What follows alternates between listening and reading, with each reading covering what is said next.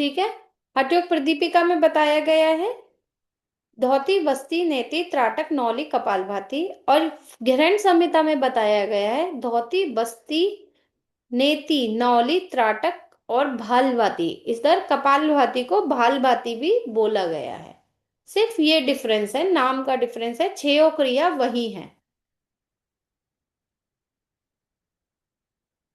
तो स्वामी स्वात्माराम जिन्होंने हठयोग प्रदीपिका लिखी है, उनके अनुसार स्वामी स्वात्मा राम ने हठयोग प्रदीपिका में षटकर्म का वर्णन करते हुए कहा है कि जिन साधकों के शरीर में चर्बी, मोटापा और कफ अधिक है, उन साधकों को पहले षटकर्मों का अभ्यास करना चाहिए।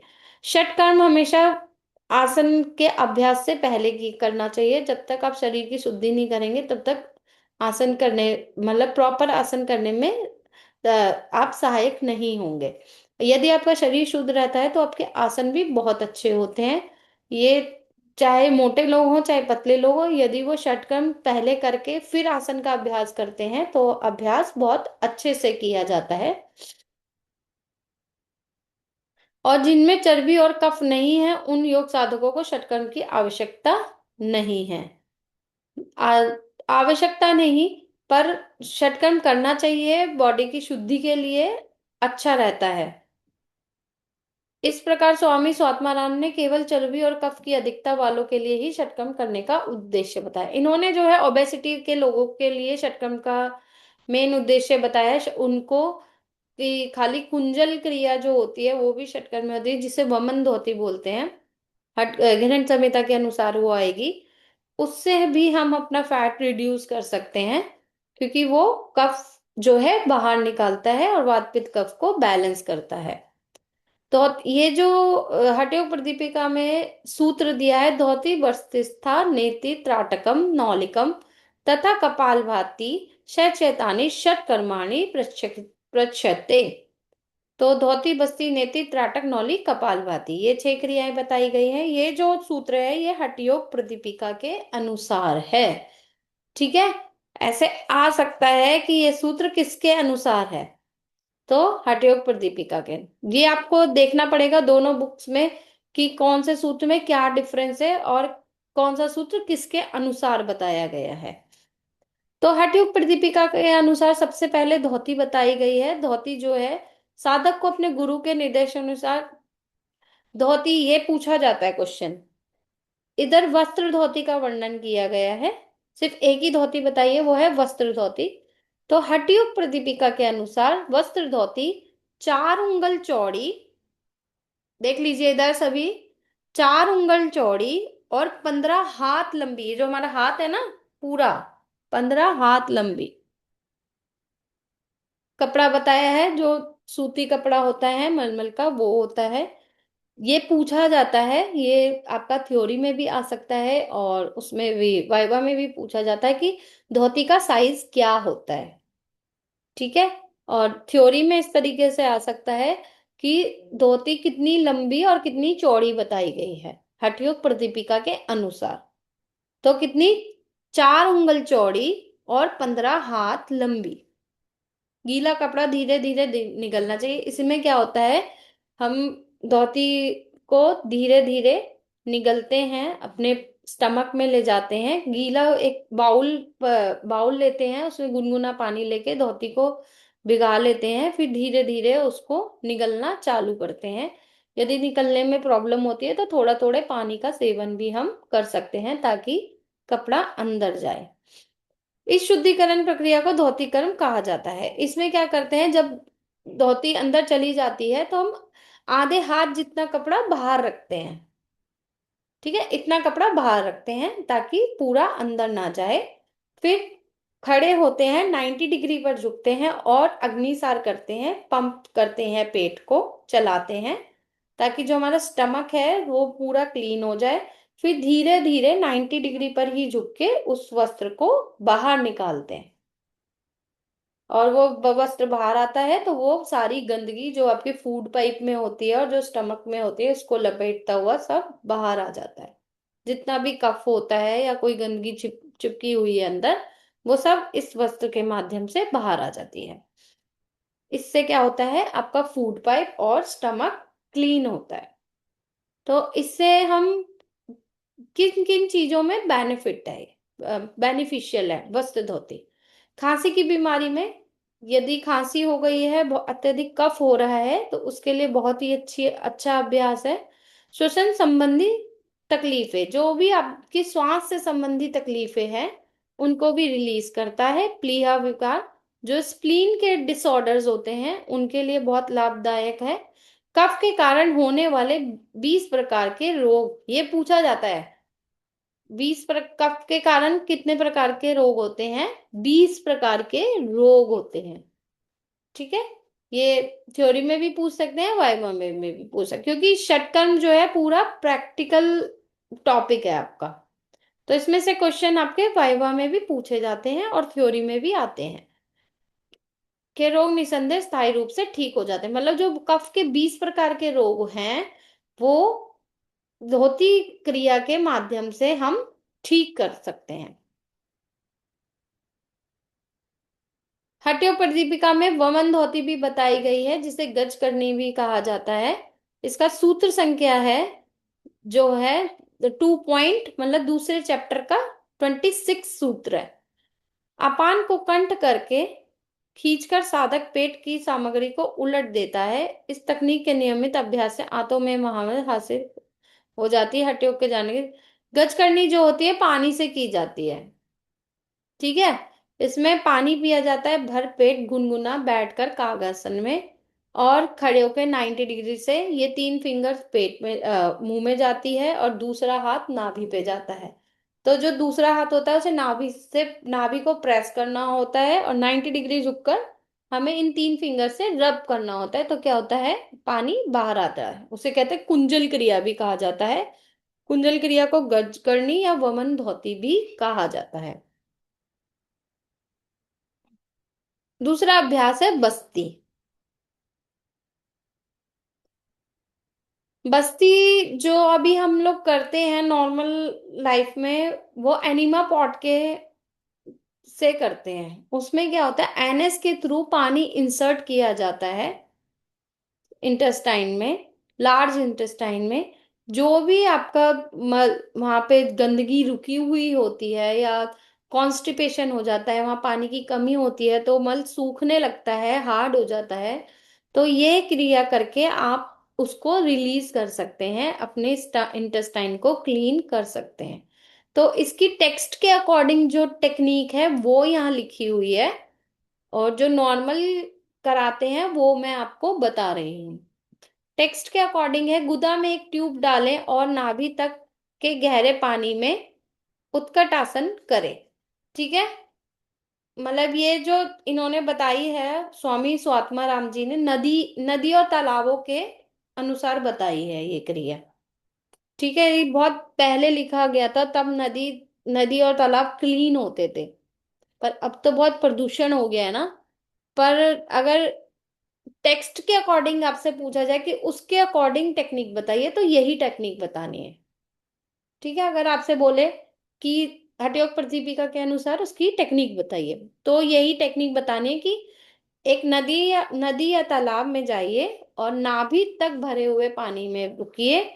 उसमें एक ना क्लीनिंग की एक वो आती है, ट्यूब टाइप की होती है, इतनी बड़ी। उसे एनस में इंसर्ट करना है, और फिर उत्कट आसन करना है। उत्कट आसन जो हाफ चेयर पोज होता है ना, उत्कट आसन करना है। और उसके बाद गुदा और मलाशय को सिकोड़ना है। जो आपके एनस के मसल्स हैं, उनको कॉन्ट्रैक्ट करना है चाहिए, ताकि पानी अंदर जाए, ताकि पानी अंदर इंसर्ट हो उस ट्यूब के माध्यम से। जब आप अपने मसल्स को मूव करेंगे, कॉन्ट्रैक्ट करेंगे, तो पानी अंदर जाएगा। और धोने की सफाई प्रक्रिया बस्ती के रूप में जाना। जब वो पानी अंदर जाएगा, तो वो पानी क्या करेगा, आपका इंटेस्टाइन क्लीन करेगा। फिर धीरे धीरे उस पानी को बाहर निकालना है। गुदा के माध्यम से ही वो पानी बाहर आएगा। यह ग्रंथियां,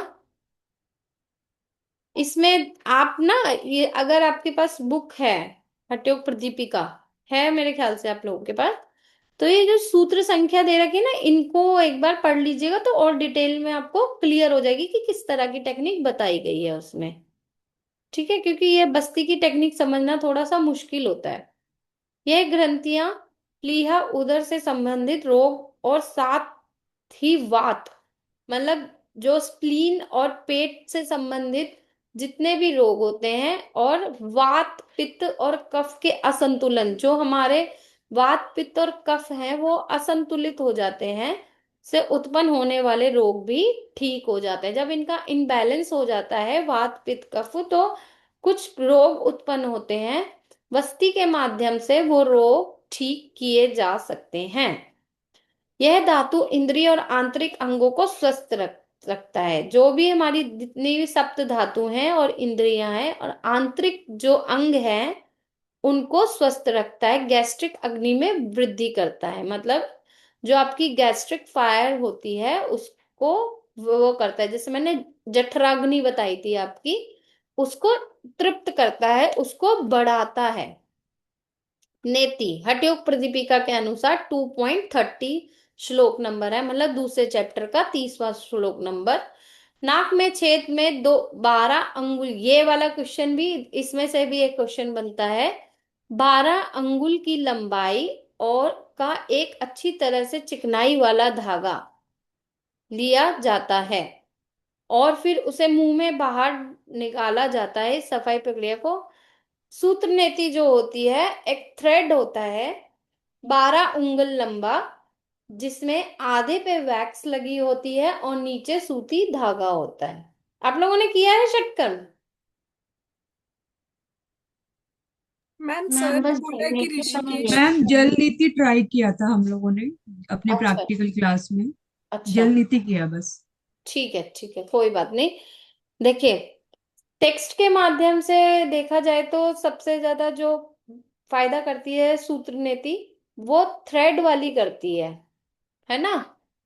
जो थ्रेड होता है सूती धागे की बनी होती है सूत्र नेति। आजकल क्या है, रबड़ नेति भी आ गई है। रबड़ नेति बहुत इजीली हो जाती है, उसमें ऑयल लगा के उसे तुरंत हम ले जा सकते हैं, उससे कोई पेन वगैरह कुछ नहीं होता। पर सूत्र नेति जो होती है वो थोड़ी डिफिकल्ट होती है, तो लोग घबरा भी जाते हैं देख के पहली बार। तो आजकल क्या करते हैं, रबड़ नेति से सिखा देते हैं उनको। बट टेक्स्ट के माध्यम से सिर्फ सूत्र नेति का ही वर्णन है। एग्जाम में आपसे पूछा जाए तो सूत्र नेति ही बताना है, रबड़ नेति नहीं बताना है। रबड़ नेति जो है वो स्टूडेंट्स के कंफर्ट के हिसाब से उनको बताई जाती है, ताकि वो जब सूत्र नेति करे तो उन्हें परेशानी ना हो। तो सूत्र नीति जो होती है, 12 अंगुल लंबा एक थ्रेड होता है, जिसमें आधे पे वैक्स होती है और आधे पे नीचे सूती धागा होता है। उसको हम नॉस्टल में इंसर्ट करते हैं। और जो जब आपको कोल्ड होता है तो देखा, कफ जो है मुंह में आ जाता है नाक से, तो जो वो छिद्र होते हैं उन छिद्रों से इन दो फिंगर से उस थ्रेड को बाहर निकाला जाता है, खींचा जाता है और रब किया जाता है इस तरीके से। फिर धीरे धीरे मुंह के माध्यम से वो थ्रेड बाहर निकाल दिया जाता है। तो जितने भी आपके साइनस से रिलेटेड जो प्रॉब्लम्स होते हैं, जितना भी कफ म्यूकस इधर जमा होता है, वो सब उस थ्रेड में लग के बाहर आ जाता है और आपके साइनस क्लीन हो जाते हैं। ये देखिए इसमें मैम दिखाया गया है। हाँ जी। पर बुक में यहाँ पे सूती धागे पर घी या तेल लिखा है, वैक्स नहीं लिखा है मैम। वो तो ये है कि अब तो सूत्र नीति बनी हुई आती है ना। अच्छा सूत्र नीति आप बाजार से आप अगर घर में थ्रेड से करेंगे तो घी लगा सकते हैं, उस पे भी घी लगा के कर सकते हैं आप। मतलब हमने जो सीखा है, हमने तो ये सीखा कि हम रात में एक दिन पहले अपने नॉस्टल्स में घी या तेल, जो भी बादाम का तेल डालना है या गाय का घी डालना है, वो कुछ दिन पहले से, 3-4 दिन पहले से डालना स्टार्ट कर देते थे, ताकि चिकनाई आ जाए अंदर ही। और थ्रेड से डायरेक्ट, मैंने तो डायरेक्ट ही की थी, तो कोई ऐसी दिक्कत नहीं हुई थी। वो जो वैक्स होता है वो चिकनाई का ही काम करता है। आजकल जो सूत्र नेती आती है वो वैक्स वाली ही आती है। इसमें हो सकता है यहाँ कि पहले पे वैक्स नहीं होगी तो इसलिए घी या ऑयल लगा के डाला जाता होगा। क्योंकि ये तो बहुत तो पहले मैम जैसे बता हम दिया गया है ना। एग्जाम में पूछेंगे तो हम क्या बोलेंगे? एग्जाम में ये नहीं पूछेंगे, एग्जाम में सिर्फ इसका साइज पूछेंगे कि इसका साइज अच्छा। बताइए, तो कितना, 12 अंगुल लंबा सूती धागा। ठीक है, उस ओके पे मैम। जैसा टेक्स्ट के अकॉर्डिंग है वैसा ही बताना है आपने। और फिर ओके ये मैम। बता देना कि आजकल जो है, अगर वो बोलते हैं कि अब आप कैसे करते हो, तो आप बता दीजिएगा हम वैक्स वाली से करते हैं, जिसमें आधे पे वैक्स होती है, आधे में सूती धागा होता है, क्योंकि वैक्स के माध्यम से आसानी से हम अंदर ले जा सकते हैं और बाहर निकाल सकते हैं। ठीक है, ये फ्रंटल साइनस को साफ करता है। देखिए कैसे जा रहा है थ्रेड, नाक के थ्रू अंदर जा रहा है और मुंह के थ्रू बाहर आ रहा है। तो फ्रंटल साइनस आपका क्लीन करता है, यहाँ असाधारण दृष्टि प्राप्त होता है।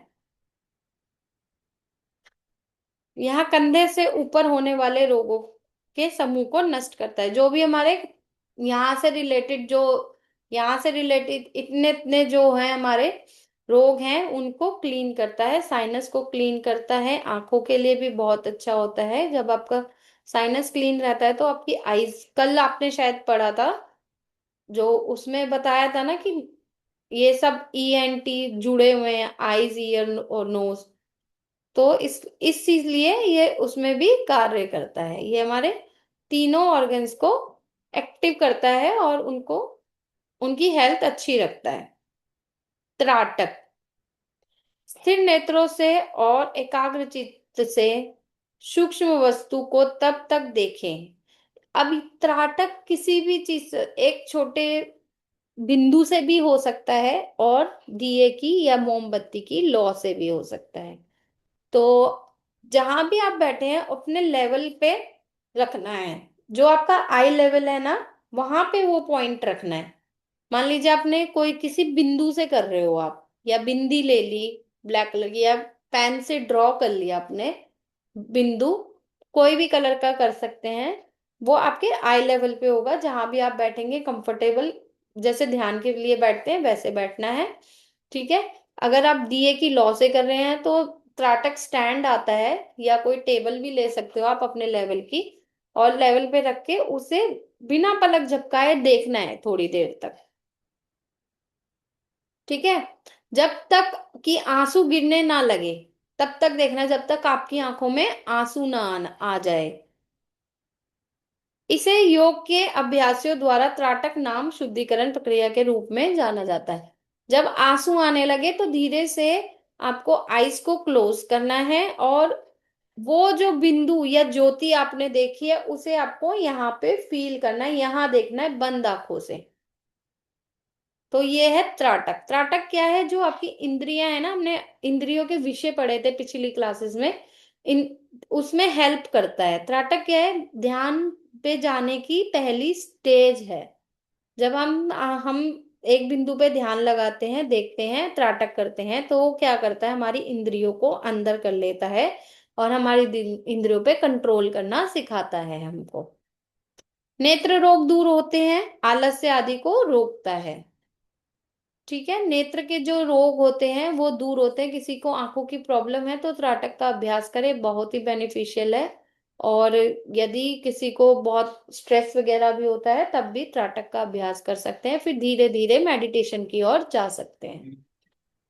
मैम, त्राटक में जैसे हमें जैसे गोल सर्कल रहता है उसको भी देखने के लिए बोलते हैं, या सिर्फ हम दिए को ऐसे ही देख सकते हैं? नहीं, मैंने बोला ना, कुछ भी आप ड्रॉ कर सकते हो, गोल बिंदु, ओके। बिंदु जैसे बिंदी भी ले सकते हो किससे बड़ी साइज की, ओके, ये क्योंकि ले सकते हैं। मेरे बच्चे के लिए उनके टीचर ने दिया था एक ऐसे ड्रॉ करके, just hmm. Like round round round round round, और उनको बोला था कि 1 मिनट 2 मिनट जिसकी उसकी कैपेसिटी है उसको देखते हाँ, रहना है। क्योंकि उससे क्या होता है, हमारा एकाग्रता बढ़ती है, कंसंट्रेशन बहुत बढ़ती है त्राटक करने से। हाँ।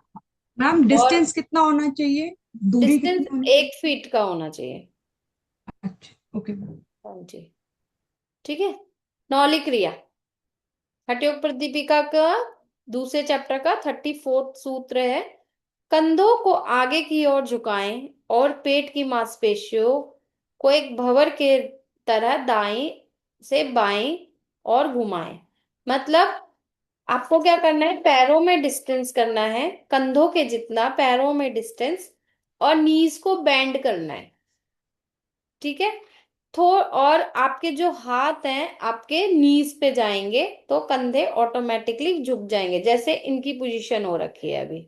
ये जो पिक्चर दिख रही है आपको, ये पोजीशन करनी है। पहले आपको लगाना है उड़ियान बंद। इसकी जो प्री प्रैक्टिस है नौली क्रिया की, उड़ियान बंद है। जब तक उड़ियान बंद अच्छा नहीं लगेगा तब तक नौली क्रिया नहीं होगी। तो आपको किस पे पहले काम करना है, उड़ियान बंद करना है। ये क्वेश्चन पूछा जा सकता है कि नौली की प्री प्रैक्टिस क्या है, तो क्या है, उड़ियान बंद है। उड़ियान बंद आप करेंगे। फिर आपको क्या करना है, मसल्स को इकट्ठा करना है, मांसपेशियों को इकट्ठा करना है और दाएं से बाएं रोटेट करना है। फिर बाएं से दाएं रोटेट करना है। ये है आपकी नौली क्रिया। नौली क्रिया के बेनिफिट्स क्या है, कमजोर गैस्ट्रिक आपको बढ़ाता है। जो आपकी गैस्ट्रिक फायर होती है वो वीक होती है, उसको बढ़ाता है, उसको इंक्रीज करता है, पाचन विकारों को दूर करता है। जितने भी डाइजेशन से रिलेटेड आपके विकार होते हैं, प्रॉब्लम्स होते हैं, उनको दूर करता है। सदा सुख देने वाला होता है, मतलब बहुत अच्छा होता है पेट के लिए। त्रिदोष में असंतुलन के उत्पन्न होने वाले रोग पूरी तरह से होते हैं। जो भी त्रिदोष, जो वात पित्त कफ के दोष होते हैं, उनसे जो असंतुलन होता है वो भी इसके लिए फायदेमंद है। और जो लड़कियों को पीसीओडी होता है उसके लिए भी ये बहुत फायदेमंद है, क्योंकि मसल्स की, आपकी जो ऑर्गन्स की मसाज कर रहा है। ठीक है। कपालभाति दूसरे अध्याय का 36 चैप वो है, श्लोक नंबर। एक लोहार की धोकनी की नकल करके सहज सांस छोड़ने और सांस लेने की प्रक्रिया को कपालभाति के रूप में जाना जाता है। पहले तो कपालभाति का नाम का अर्थ समझ लेते हैं, ये पूछ लेते हैं प्रैक्टिकल टीचर्स कि कपालभाति का क्या अर्थ है। तो कपाल होता है ये आपका फ्रंट जो होता है, और भांति मतलब शाइनिंग, चमक। मतलब आपके कपाल को शाइन करना, चमकाना, यह है कपालभाति। कपालभाति क्या है, वायु क्रिया है जो आपकी श्वास से होती है। जैसे लोहार की धोकनी अगर आपने देखी होगी कि जब वो चलती है तो एक हवा छोड़ती है और उसके माध्यम से वो इतना गर्म हो जाता है कि लोहा भी पिघला देता है। तो इसी तरह कपालभाति की जाती है। एक्सलेशन होता है इसमें, रिग्रेस एक्सलेशन होता है। और जब आप एक्सेल करते हैं तो पेट तेजी से अंदर जाता है। पेट की मूवमेंट पे जो है आपको बंधना नहीं है, वो ऑटोमेटिक होती है। और इसमें इनहेल ऑटोमेटिक होता है, आपको जान के लेना नहीं होता।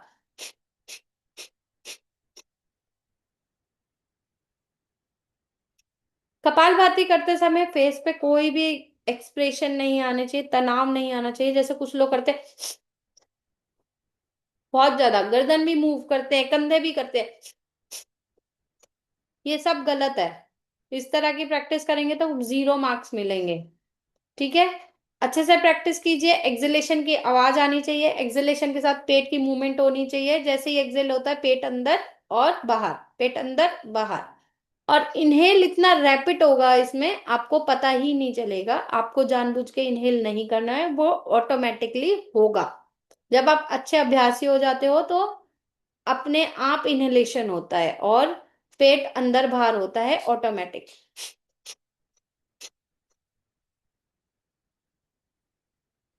इस तरीके से होगी कपालभाति। ठीक है। इसके जो बेनिफिट्स है, ये क्रिया कफ के रोग को दूर करती है। मतलब जितने भी कफ के रोग होते हैं, आप कोल्ड में, खांसी में, जुकाम में इसका अभ्यास कर सकते हैं। ये बहुत बेनिफिशियल है। रेगुलर उसमें भी कर सकते हैं नोस्टल ओपनिंग के लिए, ताकि मैक्सिमम ऑक्सीजन आपके अंदर जाए और मैक्सिमम कार्बन डाइऑक्साइड बाहर आए। क्योंकि जब आपके नोस्टल्स ओपन रहेंगे, क्लीन रहेंगे, जितने भी ये साइनस से रिलेटेड, कफ से रिलेटेड प्रॉब्लम है, क्लीन हो जाएगी, उतना ही अच्छा आप इनहेल कर पाएंगे। यदि इनमें विशुद्धियां होंगी तो वो ब्लॉकेज रहेगी, आप इनहेल नहीं कर पाएंगे, आप नोस्ट्रिल की जगह मुंह से सांस भरेंगे। तो डाइजेस्टिव सिस्टम में हमने पढ़ा था कि मुंह से जो नली खुल रही है वो सीधी पेट में जा रही है, और नाक की जो नली है वो फेफड़ों में जा रही है। श्वसन तंत्र में पढ़ा था, है ना? मैम तो अगर किसी को साइनस है अभी तो वो कर सकता है कपालभाति अगर हाँ जी, अ, कपालभाति कर सकते हैं। अच्छा। और अगर जल नीति और सूत्र नीति करनी है तो इंस्ट्रक्टर के अंडर करिए स्टार्टिंग में, ओके। ताकि वो आपकी स्थिति किस जो भी है उनकी स्थिति देख सके और उनको गाइड कर सके। कोई और हाँ, शट कम करने के जैसे जल नीति या सूत्र नीति कुछ भी करते हैं आप, तो क्या करना है, उसके बाद कपालभाति जरूर करनी है, क्लिनजिंग जरूर करनी है। अगर पानी अंदर रह गया तो कोल्ड होगा ही होगा, हो सकता है सर में दर्द हो जाए, आपको चक्कर आने लग जाए, आंखें दर्द हो जाए, कुछ भी हो। तो उसके बाद कपालभाति जरूर करनी है, ताकि जितना भी पानी आपका जो रुका हुआ है वो बाहर निकल जाए। फिर उसके बाद आप 2 मिनट का शवासन लेट के, सीधा लेट के कीजिए, जो भी पानी होगा वो बचा कुचा जो भी होगा वो अंदर चला जाएगा, आपके नॉस्ट्रिल्स एकदम क्लीन हो जाएंगे, सूख जाएंगे, पानी नहीं रहेगा। अगर पानी की उपस्थिति रहेगी तो आपको कुछ ना कुछ प्रॉब्लम होगी ही होगी उस दिन, या तो आपको कफ आता रहेगा, या आपका सर दर्द हो जाएगा, या आंखें दर्द हो जाएंगी। कोई भी दिक्कत पर व्यक्ति के सब से हो सकती है। तो इसलिए हमेशा क्या करें उसके बाद 90, तो जैसे ही आपने जल नीति या सूत्र नीति करी है, अपने स्थान पे खड़े हो जाएं, 90 डिग्री झुके और कपालभाति करें। 90 डिग्री झुक के एक्सेल करें, मुंह से सांस भरे, नाक से छोड़े, मुंह से भरे, नाक से छोड़े। फिर कपालभाति करें, दाएं करें, बाएं करें और डाउन करके करें। तो ये प्रोसेस जरूर करना होता है। ये था हठयोग प्रदीपिका के अनुसार जो था षटकर्म। ठीक है। 6 सफाई प्रक्रियाओं के अभ्यास के माध्यम से अधिक वजन, कफ दोष के असंतुलन, अशुद्धियां आदि को दूर होती हैं। उसके बाद प्राणायाम में आसानी से सफलता प्राप्त होती है। यदि आप षटकर्म करने के बाद प्राणायाम करते हैं तब देखिएगा कि एकदम प्राणायाम का लेवल अलग ही होता है। आप बहुत अच्छे से प्राणायाम कर पाते हैं, इनहेल एक्सेल इतना डीप होता है और कंप्लीट एक्सेल होता है, क्योंकि हमारे नौ जो भी नेजल पैसेज होते हैं वो ओपन हो जाते हैं और क्लीन हो जाते हैं। प्रशांत जी कुछ कहना चाह रहे हैं आप? जी मैम, मेरा सवाल ये है कि हम्म। इसको किसको नहीं करना चाहिए, मतलब कोई काउंटर इंडिकेशन है क्या कि कौन नहीं कर सकता है इस षटकर्म को, या फिर षटकर्म के किसी हाँ, क्रिया को? अब जैसे हाई बीपी वालों को कपालभाति बहुत ज्यादा नहीं करानी है। और आगे यदि पेट में कोई प्रॉब्लम है, अल्सर है या कोई मतलब मेजर प्रॉब्लम है, तो वस्ती धोती और वो मूवमेंट जो होती है अग्निसार क्रिया वो नहीं करवानी है। नौली नौली नहीं करवानी है। ठीक है। और सूत्र नेति, जल नेति भी अगर हाई बीपी वाले कर रहे हैं तो बिना नमक के पानी से करवानी है। कुंजल क्रिया भी हाई बी मतलब नॉर्मल जो व्यक्ति है वो नमक डाल के भी कर सकता है, और जिन्हें बीपी की प्रॉब्लम है वो नमक, बिना नमक के ही करेंगे सारी क्रिया, ताकि उनको प्रॉब्लम ना हो। ये सब इंडिकेशंस होते हैं इनके। ठीक है। ठीक है प्रशांत जी। ठीक है मैम, समझ गया। हाँ, मेजर जो प्रॉब्लम होती है तो अगर कहीं इंस्टीट्यूट में जाके सीखें या अपने टीचर के अंडर ही करें, ताकि वो उस समय की परिस्थिति को देख के आपको गाइड कर सकें कि आप कर सकते हैं या नहीं कर सकते। ठीक है मैम, जैसे एक और डाउट था, एक और हाँ सवाल जी था बताइए। कि जब हम धोती करेंगे, वस्त्र धोती जो आपने पहले हाँ दिखाई, जी। तो उसमें जब हम कपड़ा अंदर लेते हैं तो हाँ, जिन लोगों को मतलब स्टोमक एसिड का कुछ ये नहीं होता है क्या उसमें? नहीं, उस ये सब उससे ठीक होते हैं। ये मतलब, सुबह खाली पेट ही की जाती है क्रिया। अच्छा। और जैसे किसी को एसिडिटी गैस की प्रॉब्लम होती है तो उनसे ठीक होती है ये सब। रेगुलर षटकर्म के अभ्यास से ये सब समस्याएं खत्म हो जाती हैं। मैम ये कपड़ा बस छोटी आंत के अंदर ही रहता है, उसी को साफ करता है नहीं, ये? स्टमक को क्लीन करता है, हाथ में नहीं जाएगा, हाथ में जाएगा तो फंस जाएगा। हाथ में अच्छा। जाएगा तो मतलब कि कपड़े का डाइजेशन चालू हो गया हाँ। है ना। हाथ में नहीं जाता, सिर्फ स्टमक तक जाता है, स्टमक को ही क्लीन करता है। और इसे करने से पहले एक रात पहले हल्का भोजन करिए, ताकि आपको आसानी रहे, बहुत ज्यादा उल्टियां ना हो धोती करते समय, और मतलब एसिडिटी जैसा फील ना हो, हल्का रहना चाहिए। एक दो दिन पहले से हल्का भोजन करना चाहिए धोती करने से। ठीक है। पर मैम अगर कोई धोती भी रेगुलर अभ्यासी है तो वो तो सब झेल जाता है, बट कोई कभी कभी कर रहा है या सीख रहे हैं तो इन सब चीजों का ध्यान रखना होता है।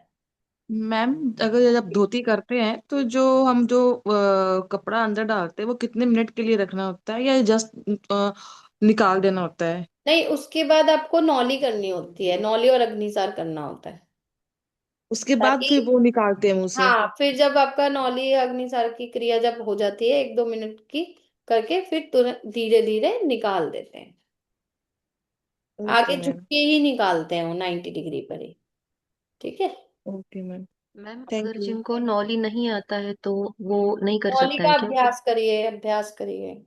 हाँ, मतलब पहले नॉली भी आना चाहिए तभी जाके ये भी क्रिया पूर्ण हो नहीं, ये पाएगी, है ना? क्रिया पूरी, वैसे खाने की प्रैक्टिस आप कर सकते हो, क्योंकि अच्छा। वो निगलना ही एक बड़ा टास्क होता है, क्योंकि बार एग्जैक्टली। बार वॉमिटिंग होती है।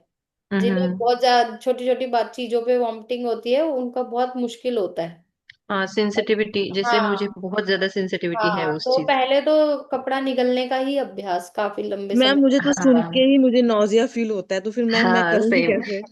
Ma'am same. ये सब मुझे नॉली थोड़ा अभ्यास से बहुत होता आता है, है मैम। अभ्यास एक्चुअली करना नॉली, होता है सब चीजों का।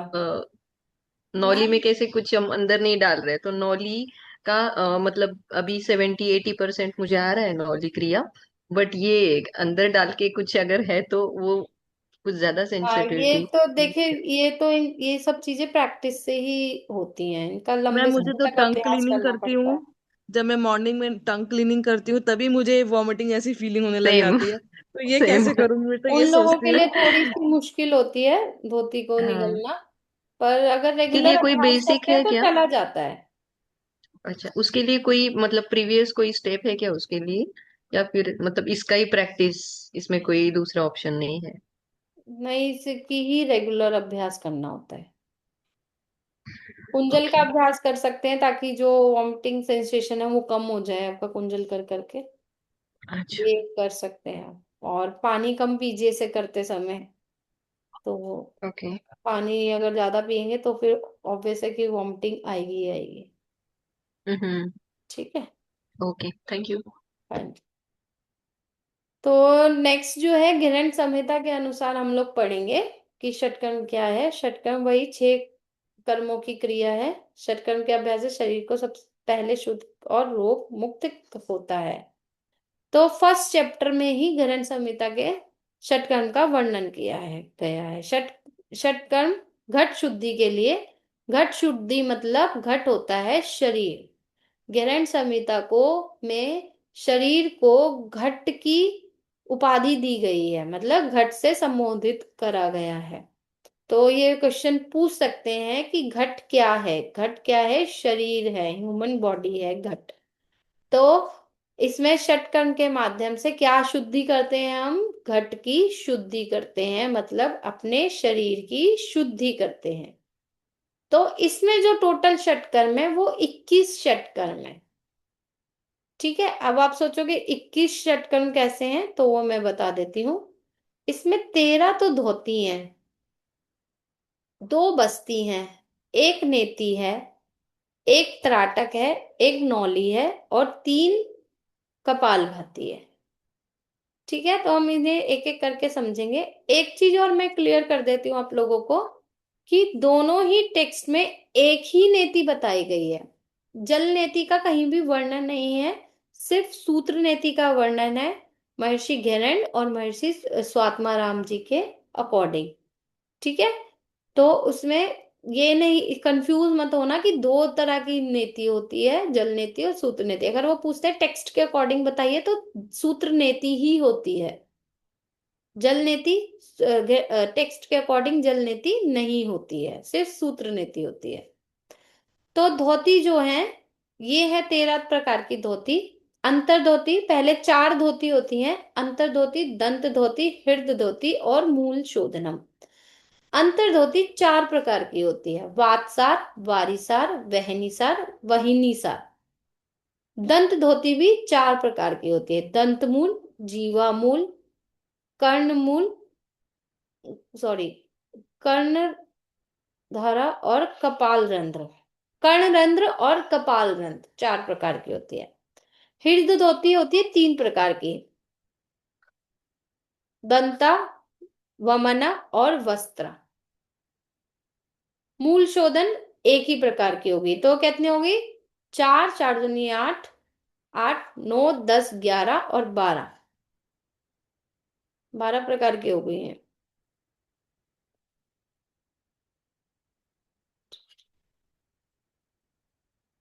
चलिए देखते हैं आगे।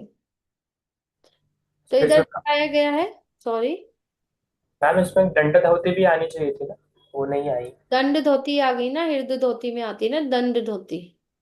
दंत लिखा है वो, अच्छा वही है क्या दंड? हाँ दंत नहीं है, दंड है ये, क्योंकि ओके। हृदय में तो दंत यूज नहीं होगा ना, दंत धोती ऊपर है, दंत मूल, या दंत ओके। धोती में हो गया। अंतर धोती, दंत धोती, हृदय धोती, मूल शोधनम। कोई बात नहीं, आगे क्लियर हो जाएगा। तो ये टाइप्स हैं, अंतर धोती 4 प्रकार की, दंत धोती 5 प्रकार की। अच्छा सॉरी, इधर इसमें थोड़ी सी कंफ्यूजन है, मैं फिर से कंफ्यूज हो गई। ये जो कर्ण रंध्र है ना, ये 2 प्रकार की है। कैसे? क्योंकि हमारे 2 कान है, तो इसलिए अलग अलग कान की अलग अलग गिनी हुई है, इसलिए ये 5 प्रकार की है। ठीक है, इधर लिखा हुआ है कर्णरंध्र जो है 2 प्रकार की है। हृदय धोती 3 प्रकार की, मूल शोधनम 1 प्रकार की है। तो जो अंतर धोती है, वातसार, वारीसार, वहनीसार या अग्निसार भी बोलते हैं इसे, और बहिष्कृत, बहिष्कृत भी, बहिष्कृत चौथी धोती है। फिर जो दंत धोती है वो 5 प्रकार की है, दंत मूल, जीवा मूल, कर्णरंध्र 2 पार्ट्स में होती है और कपाल रंध्र होती है।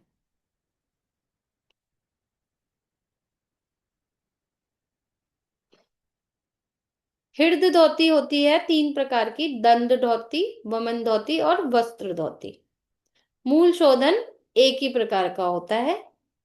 बस्ती होती है 2 प्रकार की, जल वस्ती और शुष्क वस्ती। जल वस्ती जो है जल के द्वारा की जाती है, शुष्क वस्ती जो है वायु के द्वारा की जाती है। नेति 1 प्रकार की है जो कि सूत्र नेति है। लौलिकी या नौली 1 प्रकार की होती है। त्राटक 1 प्रकार का। कपालभाति, कपालभाति 3 प्रकार की होती है, वातक्रम, व्युतक्रम और शीतक्रम। ये इसका फ्लो चार्ट बना हुआ है, इसमें आपको अच्छे से समझ आ जाएगा। 6 क्रियाएं हैं, धोती, वस्ती, नेति, नौली, त्राटक और कपालभाति। तो सबसे पहले धोती देख लेते हैं। इसमें से क्वेश्चन जरूर आता है थ्योरी, उसमें अंतर धोती कितने प्रकार की होती है, दंत धोती कितने प्रकार की होती है, हृदय धोती कितने प्रकार की होती है, इस तरह का क्वेश्चन जरूर आता है। और ये भी पूछा जा सकता है कि वात सार धोती किससे रिलेट करती है, तो वात सार धोती अंतर धोती से रिलेट करती है। सेम वारी सार के लिए भी पूछा जा सकता है, सेम वहनी सार के लिए भी पूछा जा सकता है, सेम बृहस्कृत के लिए भी पूछा जा सकता है, सेम दंत धोती के पार्ट्स के लिए भी पूछा जा सकता है। ये भी पूछा जा सकता है प्रैक्टिकल में कि कर्णरंध्र एक ही प्रकार की होती है या इसको 2 गिना जाता है, तो इसे 2 गिना जाता है, क्योंकि ये 2 कानों के लिए अलग अलग अलग होती है, एक साथ दोनों कानों की नहीं होती, इसलिए इसे 2 बार गिना जाता है। सेम हृदय धोती के पार्ट्स के लिए भी पूछा जा सकता है कि दंड धोती कौन सी धोती का पार्ट है। ये चारों ऑप्शन दे सकते हैं, अंतर धोती, दंत धोती, हृदय धोती, मूल धोती। तो दंड धोती आपको ध्यान रखना है, हृदय धोती का पार्ट है। ठीक है, फिर वस्ती हो गई, जल वस्ती और स्थल वस्ती या शुष्क वस्ती। नेति, सूत्र नेति, नौली, त्राटक, कपालभाति, मैम सॉरी, बोलिए। मैम, जो घेरण संहिता हमें बुक दी है ना, उसमें हम्म, नेति दो दी हुई है, जल नेति नहीं और नहीं नहीं, सूत्र नेति, ऐसा। नेति घिरण संहिता की जो आप महर्षि घिरण के द्वारा जो लिखी गई है ना बुक, उसमें पढ़ेंगे तो एक ही धोती का वर्णन है, और नेति का वर्णन है सूत्र नेति का। ठीक है, क्योंकि सिर्फ दोनों ही टेक्स्ट में सूत्र नीति का ही वर्णन है, जल नीति का वर्णन नहीं है। जल नीति को तो वैसे ही लिखा हुआ है उन लोगों ने अपने नॉलेज के अनुसार। वातक्रम, व्युतक्रम और शीतक्रम कपालभाति होती है। वातक्रम कपालभाति, व्युतक्रम कपालभाति और शीतक्रम कपालभाति। मैम, मेरा क्वेश्चन था, हठ धोती में वमन धोती 2 बार है, इसमें क्या फर्क है? वमन धोती 2 बार लिख दिया है, एक बार वमन धोती है और, एक मिनट, एकदम वस्त्र धोती है वो, वमन नहीं है, टाइपिंग में मिस्टेक है। दंड धोती, वमन धोती और वस्त्र धोती। वस्त्र धोती जो हमने ऊपर पढ़ी थी वही वाली है। क्रिया को खाली पेट करना चाहिए, जो मतलब प्रिकॉशंस हमें क्या लेने हैं इन्हें करने से पहले। क्रिया को खाली पेट करना चाहिए, इसलिए इन्हें सुबह के समय ही करना चाहिए। क्रिया किसी विशेषज्ञ के देख रेख में ही करनी चाहिए, मतलब ये जो क्रिया है किसी विशेषज्ञ के देख रेख में ही करनी चाहिए, कोई आपका टीचर है उसके सामने ही करनी चाहिए। प्रत्येक क्रिया की एक विशिष्ट प्रक्रिया होती है, जिसका कढ़ाई के मतलब जिसका पालन किया जाना चाहिए, जिसमें पानी, नमक, हवा, हेरफेर जैसी विभिन्न चीजों का उपयोग किया जाता है। मतलब जो भी ये बताया गया है उसके अकॉर्डिंग ही इन क्रियाओं का को करना चाहिए।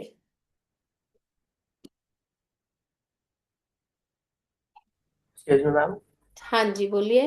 ये जो भी हम धोती कर रहे हैं, तो हम्म। नेति हो गया, धोती हो गया, नौली, ये करते समय स्पेशली धोती वगैरह, उसके बाद खाने पीने में क्या ध्यान रखना चाहिए? क्योंकि खाना मेरी लाइट निकल लेना जाती है। चाहिए, हाँ। हल्का खाना ले, खिचड़ी या दलिया जैसा ले, और थोड़ा चिकना खाना ले, मतलब घी, उसके साथ घी लीजिए।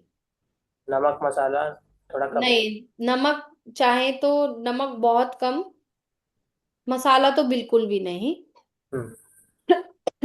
नमक अगर आप देखिए, नमक वाले जल से कर रहे हैं ना, अगर आप धोती क्रिया है, जी। ये मतलब वमन धोती कर रहे हैं नमक वाले पानी से, हम्म।